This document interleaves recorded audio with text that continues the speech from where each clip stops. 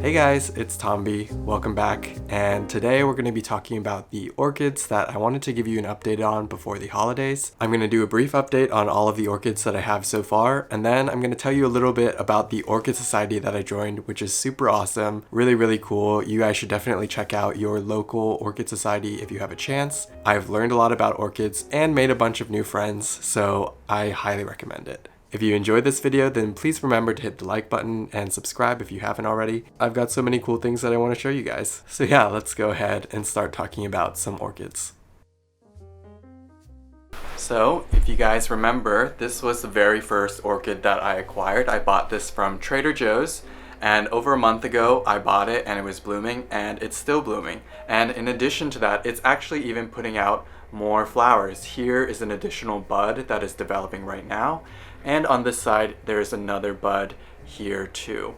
So I'm really excited because this is a beautiful flower, beautiful plant, and it's been doing really well. And you can even see here that it's starting to put out a new leaf. This is the first new leaf that I pretty much have on any of my orchids. And you can also see it's starting to enter its growth phase because here is one of the roots. And at the very tip of the root, you can see it's starting to turn bright green. These orchids tend to have bright green root tips when they're in their active growing phase. And I just think they're so fascinating. I love how chunky the roots are. They feel very alive and very different from other houseplants in a way that is super rewarding to watch while they grow. The other orchid that I bought with very beautiful white and purple flowers, unfortunately is not doing quite as well as the other orchid, and it has been a very big learning process and learning curve. You can see that the pseudobulb of the orchid has shriveled considerably, which means that it is not receiving enough water, and I think it's partially because I repotted it as soon as I got it, so there was some amount of stress placed on the plant. There were these tiny pseudobulbs buried in the medium when I first got it, and that can be pretty bad because the moisture will begin to rot them. So that's why this plant is now rotated at like a 45-degree angle in an attempt to take that out of the medium. And now I think it's just time, water, patience until we see this start to bounce back, especially since there's new growth happening at the back here. So we'll see how this one goes. I'm not 100% confident that this will survive, but it's been a really good learning experience. Hopefully it will survive. I did also happen to acquire 2 more grocery store orchids. This orchid I managed to get on clearance for $2.50, and it was a very nice Phalaenopsis orchid, very large, and it had a big spike with very beautiful white flowers.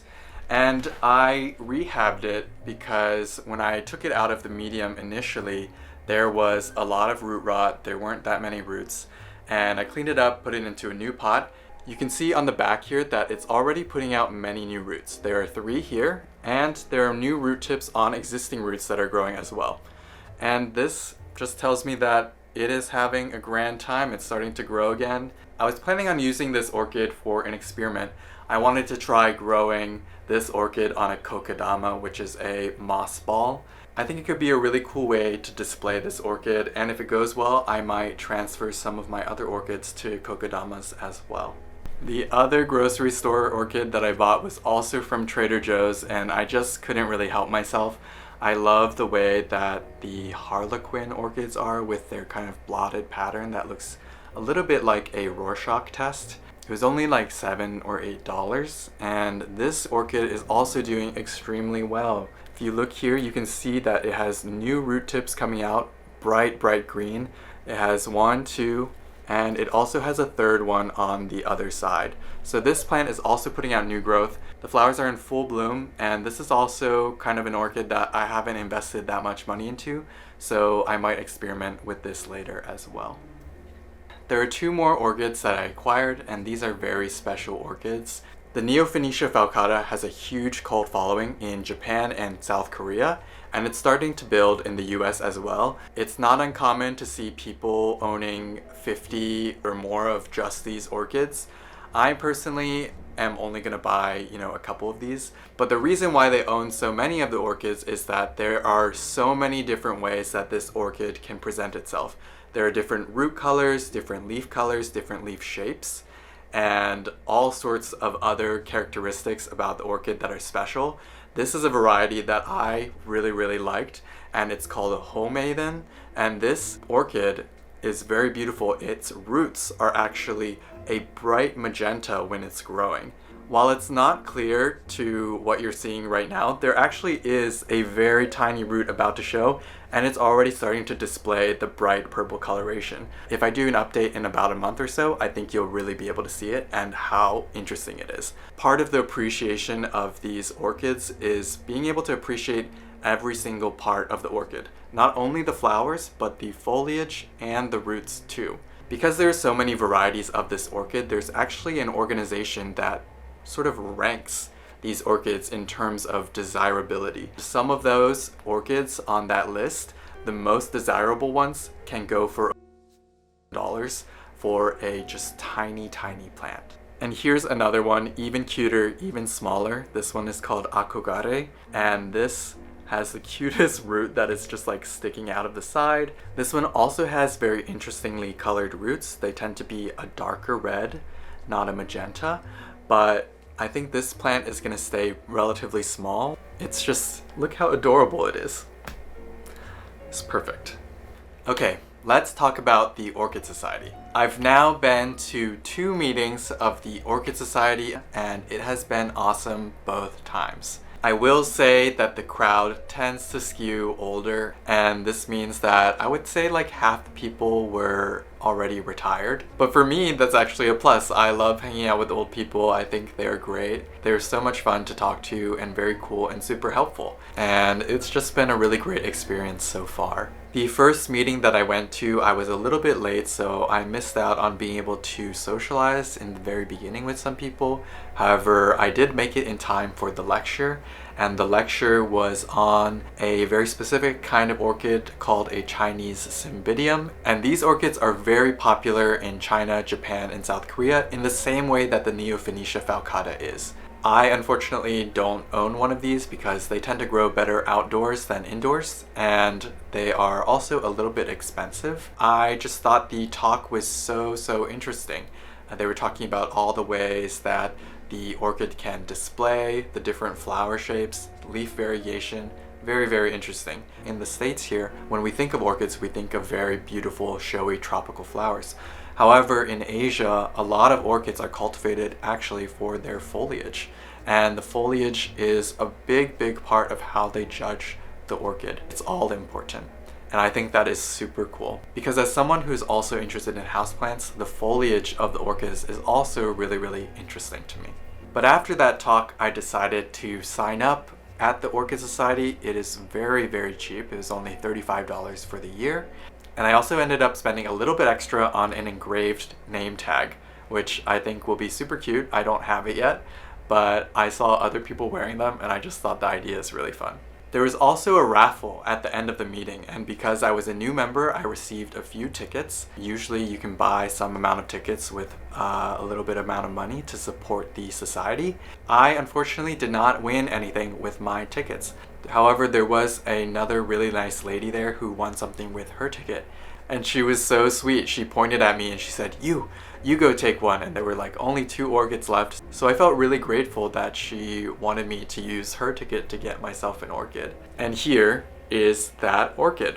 This is a Phalaenopsis tetraspis, and this is a little bit different kind of Phalaenopsis than a kind that you would see in the grocery store. These kinds of orchids tend to have a spike that continues to flower year after year. Also, the thing about the Phalaenopsis tetraspis, the markings on the flowers are different on every single flower. It's really interesting. You can have flowers that are all white, all color, and anything in between. I can't wait to see what this looks like when it flowers. This plant is also in active growth. You can see that here there is a new root that is growing, and I hope that means that there will be a spike forming, maybe in the spring, maybe in the summer. Since it's growing indoors, it really could happen at any time. Now, I mentioned going to a second Orchid Society meeting that happened a couple weeks ago, and that was their annual holiday party. So there were fewer orchid related things that they were talking about at this meeting, but I got there earlier this time, so I was able to make a few new friends at my table. They were all over the age of 70, but I thought they were so cool. A lot of them ended up inviting me to their houses so that they could show me their orchid collections, which I will definitely take them up on. And a lot of them also grow just other houseplants as well. At this meeting, there was also a raffle, and I also won something at this meeting. And this is a Epidendrum jayandellii.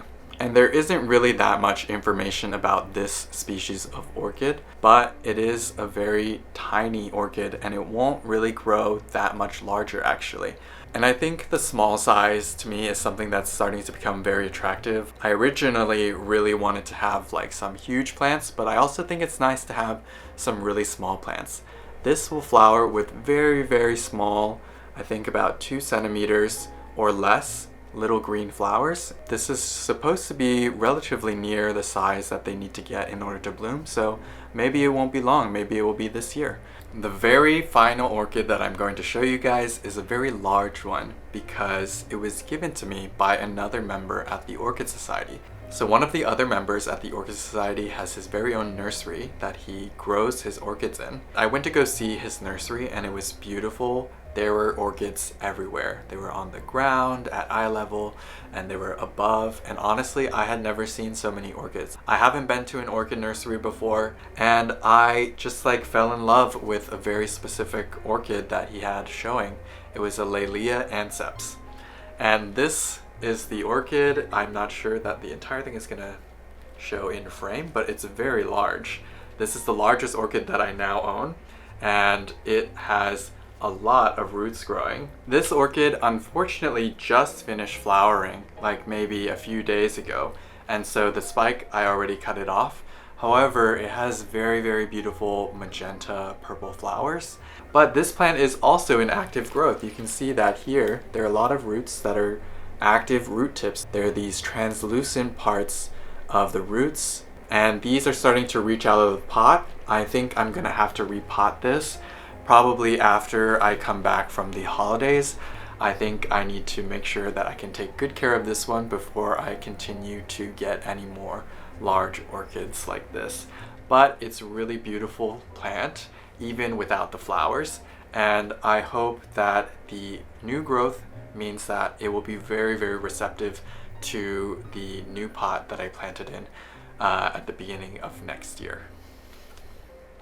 That's all that I have to talk about this time. Thank you guys so much for watching. It's really fun for me to just sort of get to nerd out about my orchids and my houseplants to you guys. And I really appreciate you guys that enjoy watching this kind of content. I have a bunch of videos coming up that I plan on combining my interests in pottery and orchids and houseplants. And yeah, I'm really excited to show you what those projects are. So if you haven't already hit the like button and subscribe, then please go ahead and do so. Otherwise, I hope you guys have a great rest of your day.